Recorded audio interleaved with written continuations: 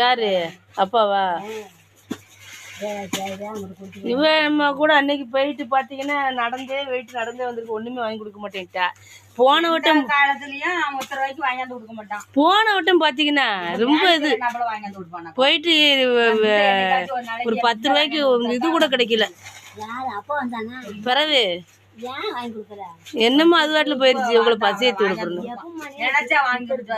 இந்த அன்னைக்கு போய் இருந்தோமா போன வட்டம் பேங்குக்கு வந்தீங்கல்ல, ஆள் வரல, ரொம்ப நேரம் வந்து நின்றுக்கிட்டு இருந்தோமா.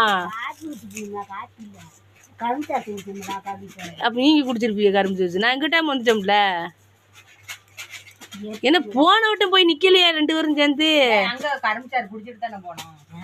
நான் எங்கம்மா குடிச்சேன்? நீ அங்கன நின்று பசேரி போயிட்டியா? என்ன பொய் உனக்கு?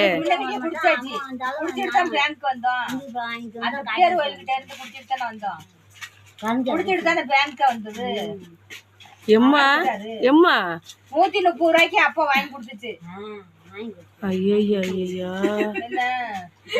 ஏமா இங்க நின்று ஆட்டோவில் ஏறிட்டோம் நம்ம இன்னைக்கு. போன வட்டம் போய் ஆட்டோவில் ஏறி போயிட்டோம்ல 70 ரூபா. ஆமா வச்சுக்கிட்டு அந்த அண்ணன் அப்போ காலையில இது வாங்கி குடிச்சு தானே ஓனா பேங்க் வந்தா கரம்பிச்சாரு. நானாம்மா ஆமா நானு சம்தாயி. அட கடவுளே சமுத்தாய். நாங்க நீ உன் கூட தானே வந்தா மூக்குத்தி எடுக்கிறதுக்கு? மூக்குத்தி எடுக்கிறதுக்கு உன் கூட தானே வந்தா? எப்படி சொல்லுதான்னு வரு மூக்குத்தி எடுக்குது என்னைக்கு அவ வந்தா? பேங்க்ல ரூபா எடுக்கிறதுக்கு போனோமா? அட கோட்டிகளா 2 பேரும். ஏமா சம்மிட்ட கேட்க நான் அன்னைக்கு இங்கனக்குள்ளேயே நின்று நம்ம பசி ஏறிட்டோமா.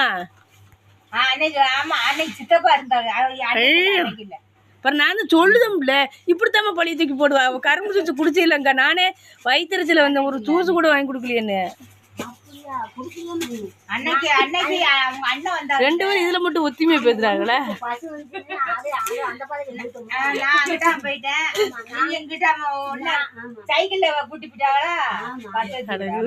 பாருமா நானு சாவித்திரி பார்க்க போனேன்ல. சாவித்திரி பார்க்க போனோமா? நீ வாங்கி குடிக்கிறீங்க? ஆமா அம்மாவும் அங்க ஆமா என் சொந்த செலவுல 100 ரூபாய்க்கு ஆட்டோ பிடிச்சி வந்துட்டேன். சரி